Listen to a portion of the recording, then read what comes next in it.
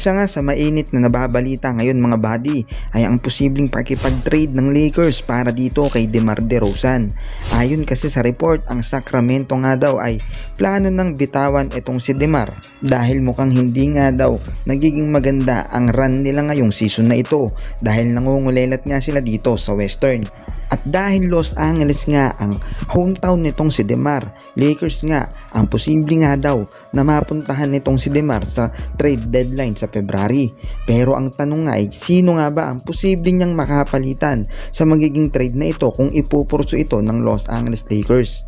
Sa report nga, package ni Rui Hachimura, Bando at isang second round pick ang posibleng ipan-trade ng Lakers para kay DeMar o kaya naman si Rui Hachimura kasama si Gabe Vincent at 2 second round pick. Marami namang Laker fan at insider ang nag-react sa balitang ito. Sinasabi nga nila na hindi na nila kailangan ang serbisyo ng isang DeMar DeRozan dahil okay na ang lineup ng Lakers. O may edad na nga rin daw itong si DeMar, ang kailangan nga daw ngayon ni Coach JJ Redick ay mas patibayin ang kanilang mga game plan sa mga mas matitindi nilang laro.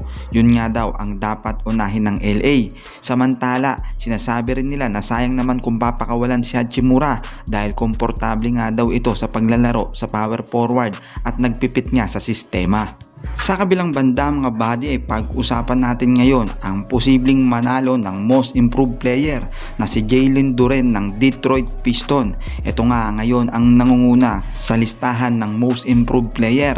Puro double-double nga ang ginagawa nito bawat games. Sa ngayon nga mga buddy ay binansagang itong Dwight Howard 2.0 dahil kaparehas nga daw ito ni Dwight na merong malaking pangangatawan.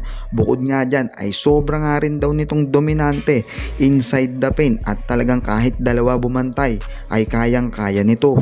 Pero sa tingin nyo mga buddy, si Jalen Duren nga ba ang makakakuha ngayon ng most improved player? I-comment nyo na yan.